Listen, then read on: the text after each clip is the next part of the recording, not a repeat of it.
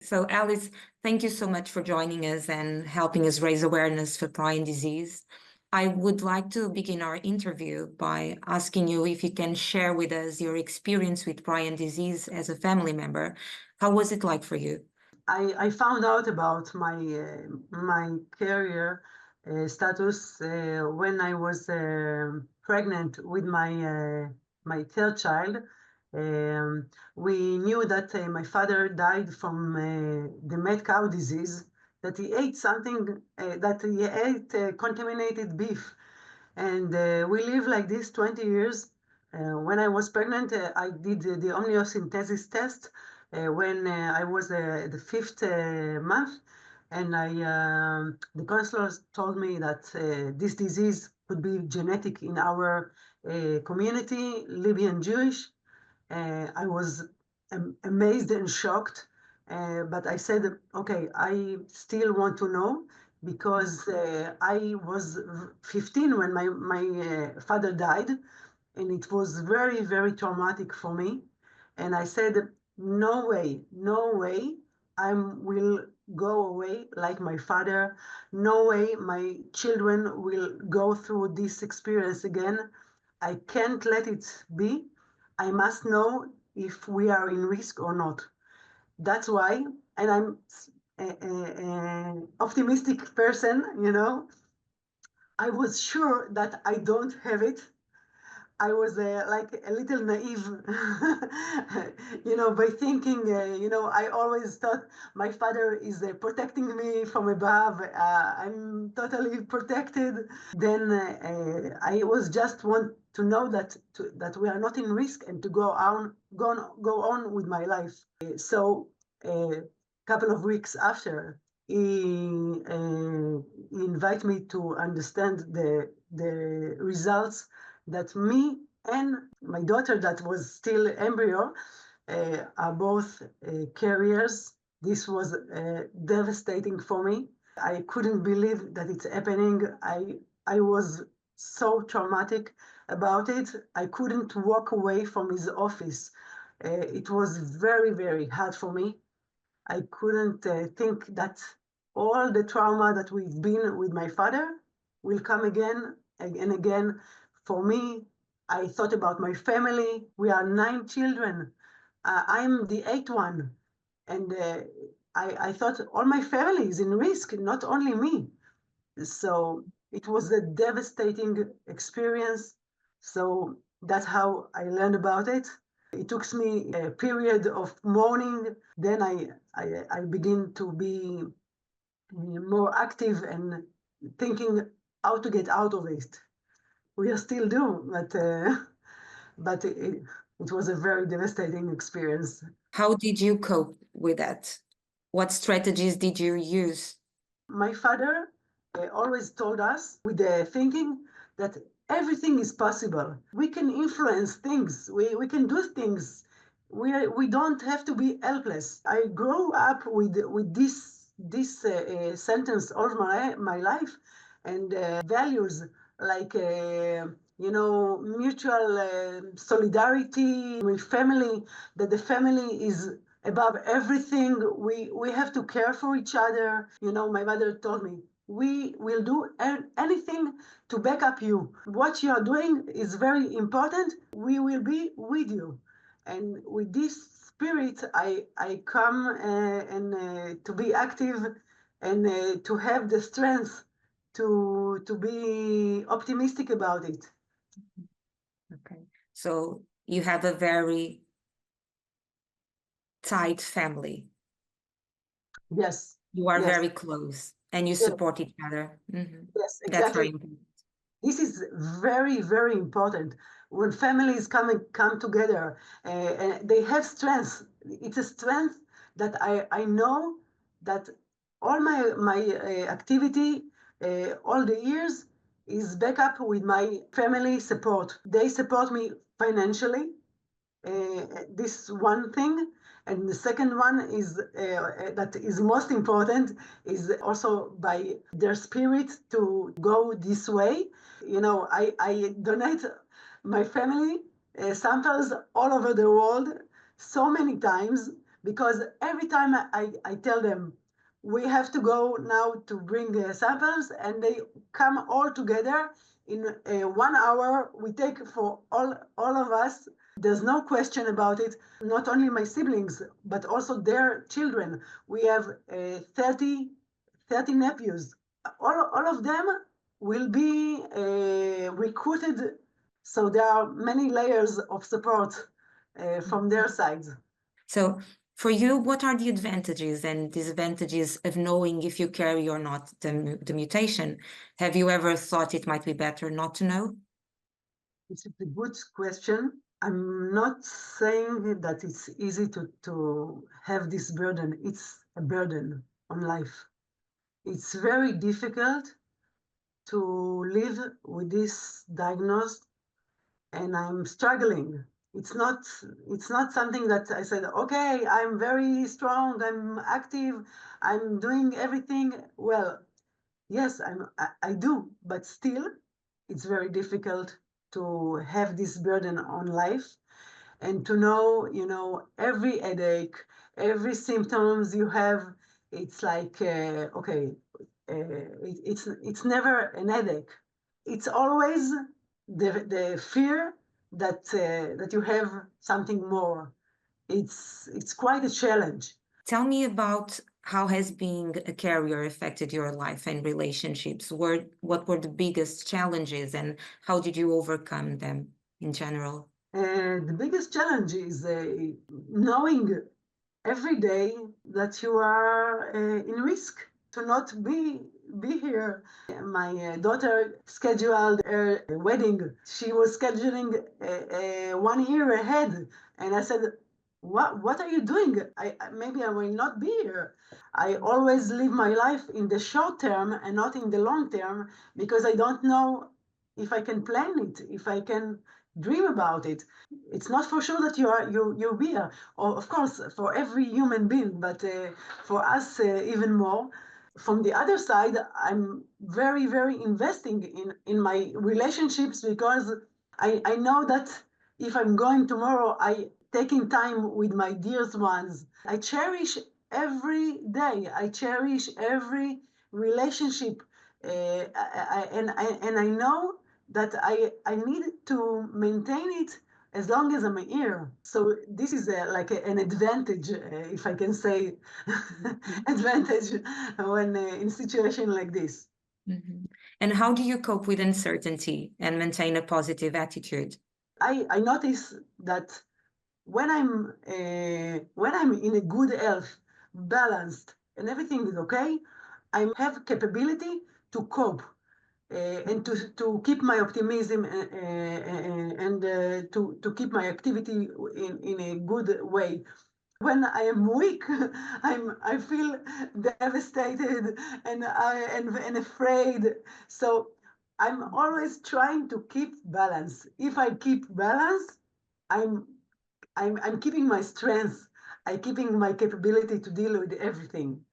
Yeah. So And how do you do that? Did you receive psychological support at any point during this process? What do you do to keep yourself upbeat and more positive? yes, sometimes I'm getting psychological help. I think one of my strengths is coming from my activity. The thing is that when I'm active and getting the collaborations with researchers, I'm getting the collaborations with the families. I can do things for advancing therapy. It gives a lot of strength, and I always trying to say to the families, we have things to do. It's in our hand. Don't give up. Don't give up. It's in our hand. We are doing things, and we can do it. It's not something that is unreached.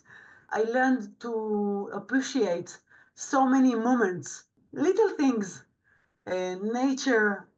I walk by the sea almost every day, and I feel so full and so delightful from those things, and I can appreciate it a lot, and it's lift me up. And also, my family is base of support that, we are all together in this. It's not only my problem. And what advice would you give to someone considering genetic testing? Many people are getting advice with me. Should I know the disease, the carrier or not? And I said, well, if you have the optimism that you don't have it, stay with it.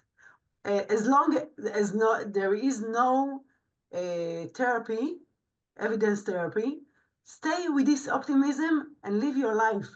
But I'm saying, nevertheless, you must come to contribute your efforts to have your samples, to get advanced the research.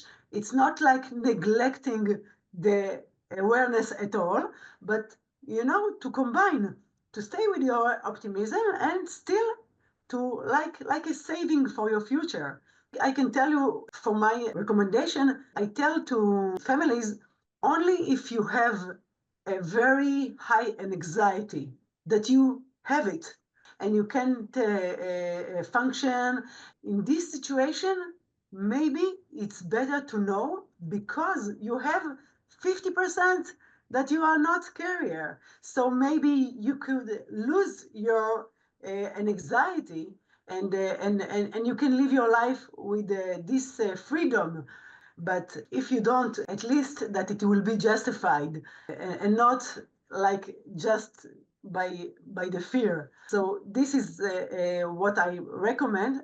But for me, there are some times of weakness and regrets. There are sometimes, but there are so much gratitude. I'm aware for this knowledge because it turns out all my world, and I live much better now for me, connected to myself.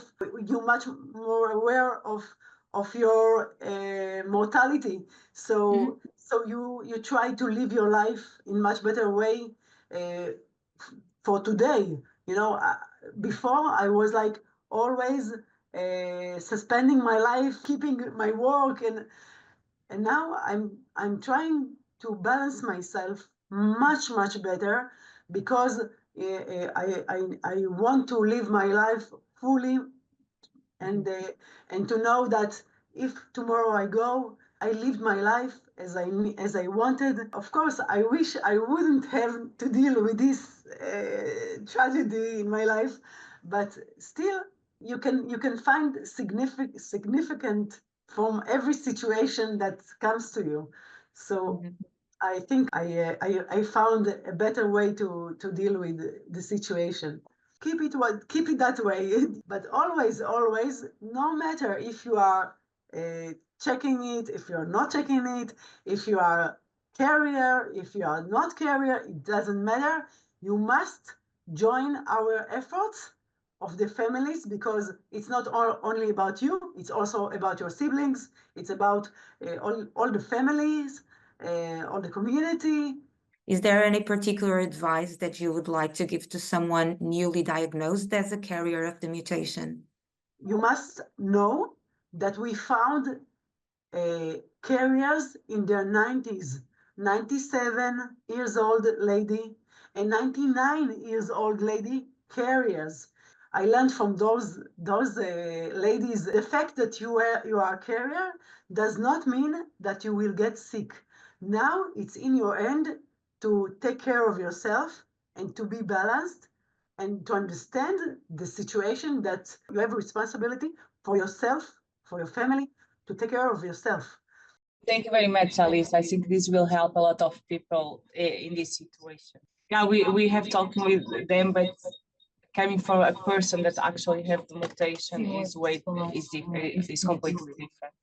It's very devastating to get this knowledge. In the beginning, it's really devastating, but you know, it takes a little time to be in this sadness and this situation that you feel the world is collapsing on you. But still, you know, it takes time.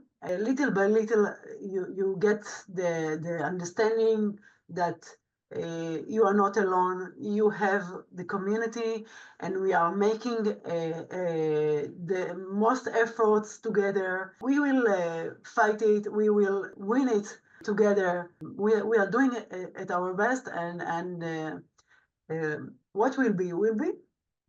Okay, thank you so much, Alice. This was very precious.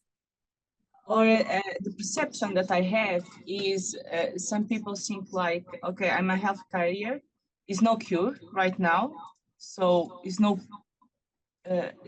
point. Like they already gave up there because it's no cure. But actually now with the clinical trials, we have already some hope. Is coming others. So I think it's important for them to realize that actually they can contribute positively, like they can help to find a way for to cure the disease. We can always do something for this, right? Exactly, and I think the fact that there isn't a cure now, it's not going to be like that. We have our future before us, and you know, you learned about Sonia and Eric that are doing a couple of therapies that can be very potential. We are doing from our sides the collection of a biobank, very significant biobank of hundreds of people, and that can contribute to biomarkers, to triggers, to understanding the disease. We are all doing efforts from many sides that can bring optimistic results in 5 years. We also have crew, you know, with a very senior researcher of machine learning. I really being optimist that it could also help us to have all these results together and accelerate the information. You know, technology is changing and developing so fast that we can be very optimistic about the future in the near future, not only for our children, but also for us. So we must keep our optimism and to contribute as much as we can to collaborate with these efforts. It's not just to say, okay, others will do something, others will make an effort. No, it's also depend on us. So this is what I'm saying to all the families. I have a question still regarding the genetic status. Of course, this is a very personal decision, and but there's also situations where people are planning to have kids, right? What's your advice? I don't know how it can be done in Israel without knowing your genetic status, Yes. but how people approach you, and what is your advice for them? Yes, this is a good point. I did it myself, for the matter of fact, with my children, for other reason at all. My daughter is also about going about this process now with PGD, and she doesn't want to know. I respect her decision not to know. You know, everyone can handle things personally. I recommend to do this process as long as you are not exaggerating the many times that you are doing, because I saw women in their 40s that did not PGD, they did IVF for many times and they got sick with CGD. So I think IVF should be considered very carefully for each round. So now I think maybe we can move to your work in the association, in the Israeli CGD Association. So when did you found the association? In 2008, I asked the counselor what triggered the disease. He said, we don't know. So if you don't know, let's find out. First of all, I connected with the researchers in Israel, and I founded the association, and then begin to connect with families and with patients. And I even interviewed patients and asked them questions and begin to understand things that can be risky and can be potential triggers. And although it was very difficult for me to have this conversation, still it gives me some knowledge and understanding what's happening. And I'm trying all the years also to bring this knowledge to the researchers as well. So this is how I begin. So, and what your association, which kind of resources they provide for people affected by the prion disease and their families? So first of all, we built an internet site in Hebrew. When I was at the beginning, I didn't have any knowledge, anything at all. I was like trying to understand better. Now we have a very informative site that can bring a lot of information in Hebrew. And of course, it's not only that, but also that people that want to have more connection and explanation, we are giving them a lot of knowledge behind it. We have a social worker to families that need social support. So we are trying to have many things that can support from one side and to recruit in the other one, and to collect information from those people that is so much important. They want to have someone to listen, someone to listen to them, and glad to share. And for us, it's also very important to know this information. And another thing is that to guide them what's to do in their circumstances, their position now, in the status that they have now. Sometimes they have like a very clear diagnosis. Okay, if it's very clear, and I know that there is a specialist in this that you can count on, you can say, like we did it with my brother. I told him, come home, and we've been at home with him, no matter to do more tests, to bother the patient, to bother the families for unnecessary tests more and more when you have a clear picture already. We were talking about recruiting people and to bring awareness with your association, and you create a webpage. And which other resources you use to reach people, and which one you felt more effective to reach the people and to bring awareness about prion diseases? First of all, I have this very big group now of families. All the years I'm nurturing the connection with those families, and they feel free to reach me with every question. I'm always accessible, and are always answering them, and can speak with them from time to time. For years that I'm nurturing those connections, and I'm updating them all the years with so also in the WhatsApp, in the Facebook. So people already know that they can count on me, that I know a lot of information that can help them. I build this community, so they are also faithful to me, because they know that I'm with them. I'm in the same position with them. and take care of the same target, the same interest as them. And another thing is that I'm doing a lot of efforts in Israel Parliament, that I represent the disease and our needs in the matter of research and biobanking, and the support from this side, from the side of regulation, the side of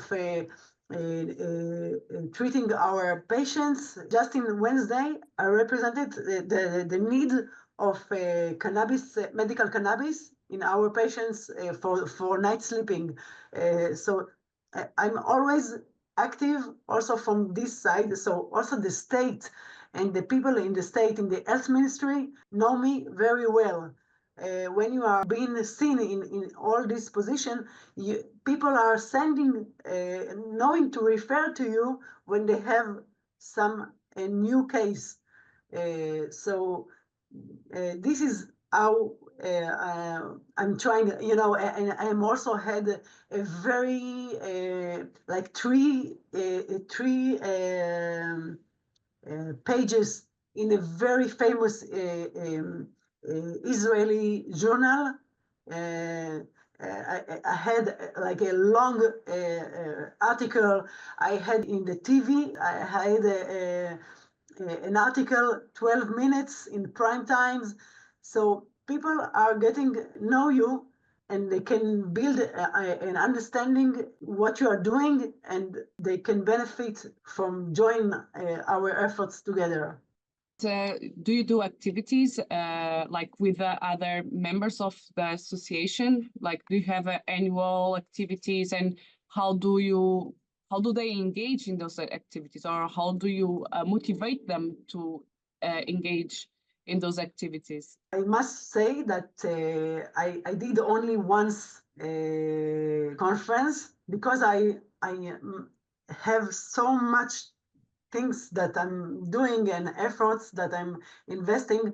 It's kind of difficult for me to make another one, and there was the disease and the corona and so many things, but I know that we need to make another conference. I did it once and it was very successful, and many comes. I did some in our community of Libyan Jews. I go to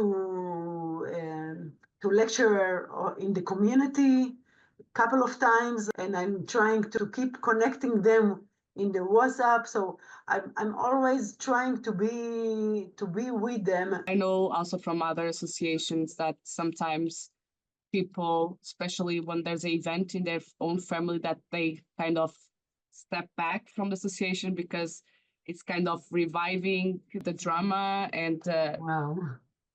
Do you also experience that? This is the most difficult issue. How many times I heard the words, I will be with you as soon as it's over. I will be with you to make all these efforts with you. You know how many times after the patient is gone, they don't want to hear about it. They don't want to listen. They don't come to help. Nothing. My daughter is already graduated in psychology, and she's the one that helping me the most. I know I can count on her, but still I can tell you from the other side, I can tell you that there's always someone in every family that is more courageous. I always tell them, you are like an ambassadors of our activity. And they are my ambassadors for connecting and for recruiting their families. Another point, in your opinion, what is the importance of the association, like Israel Association, the Portuguese, like in this field? First of all, to give knowledge to the families. It's something not very obvious. If you are just looking around, you can see prion disease, but you must be like a scientist to understand it. 1 month ago, my brother died from CJD. After he was diagnosed, I tell his wife, come home, don't stay at hospital at all. Come at home and we will take care of him. And the fact that we come with a lot of knowledge how to treat him. He was treated in the best way. I think when you come with knowledge, you know what to do. You are not losing your mind or your energy. You know what to do. You are in acceptance. We knew that there's nothing to do. We must be in acceptance. I asked him, "Are you afraid?" And he said, "No, I'm not. What will be, will be." And it was so strengthening experience, you know. I was so strengthened about it that he was not having fear. The way he took it is also something very admirable. He also strengthened us. The circumstances are tragic, but still, it could be much worse.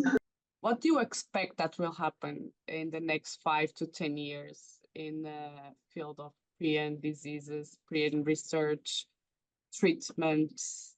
What do you see coming? I really, really hope that that we can find, of course, therapeutic from one side and from the other side, an early diagnosed. But my best vision that even without any therapy, that we can know what need to be balanced. Who knows? Maybe it can be balanced with the things that we can target and to follow and to know what we should do. We saw carriers in their 90s, so there must be some trigger for this process. So let's find it, and maybe we can avoid it from the first place, and maybe we could do it without like a huge therapies or something. Because you are kind of a pioneer, at least you are the person that I know as a pioneer in this kind of biobanking, collecting, sharing with the other labs. Maybe you can talk about this project that you have, that I think also, in my opinion, it's very important for the patients and families. How it began, that I was at Harvard University. You know, the head of the genetic department, Professor George Church, he was inviting me to some conference there to introduce, and then he was accompanies me with many groups to have some exploration what can be done. Finally, he said something that was very powerful for me. He said, "Look, we want to help you as scientists. We can make the efforts, the scientist efforts, but we can't pursue of rare disease patients, 1 in a million, 1 in 10 million. So if you will take this position, it might help a lot." So I said, "Of course, I will do whatever needed to help and to make it happen." I must say that it took many efforts, but you know, the target was so clear and so obvious that this is like a good answer to promote research for many researchers, not only for specific research, to make many. So this is like, it was a good answer. We understand that we need to have all the results in one platform, the same samples, to have many results from every researchers, to bring it all together.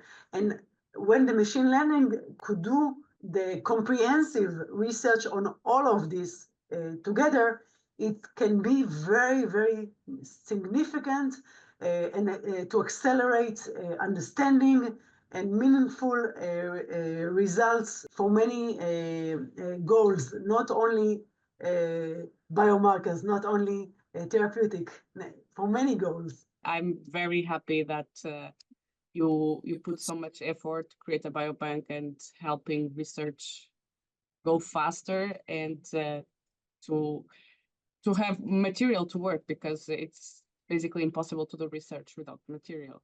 Research is the only hope to have change in our position and for our future. It's been done for cancer, it's been done for many other diseases, it can be done for us.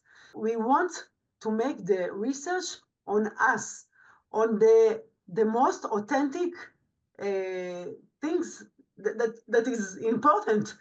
If you are not coming to contribute, they keep on doing all the research on mice. If you have the chance to base the research on people, this is the most significant things for us. You know, we believe in research. This is our only hope to have change. And I think it's my last question. What legacy would you like to leave through your work in association and as experience as a career? Wow. First of all, that it can be done. My vision is like a collaboration of researchers, a collaboration of the families, a collaboration between all the two groups together. This is what will bring the advancement of good results for all of us. So our standpoint as members of this association is different from yours. So we are scientists, and Diana also, she's not in risk of developing this disease. And sometimes on our side, there is a bit of fear or asking for people to contribute to this cause of creating the biobank. From your standpoint, it would be much more easier to get other people to collaborate because it is for your own future, for the future of your own family that that you have a very strong motivation to do that. What do you think is our approach to this problem? This is the front that is most frustrating in all my activity. In all my activity, this is the most frustrating thing, to deal with those people that don't want to collaborate, that don't want to make the minimal efforts to contribute. And I'm trying to give them the perspective of the vision of the future. After a conversation with families that don't want to collaborate, I'm outrageous. I'm like saying, how come you have like 3 persons in your families that already died? Can you still keep your eyes closed? We are lucky enough that we have also others that can collaborate, and they can do things that others don't. I think we need to thank you a lot. Yeah. Because I know also that it shouldn't be easy to be always reviving your experience and your fears, and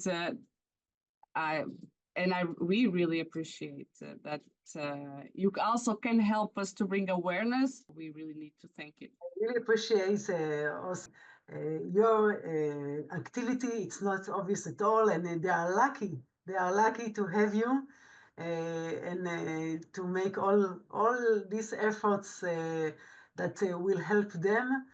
And really, I appreciate your activity. It's very, very appreciable, appreciated, and I thank you as well.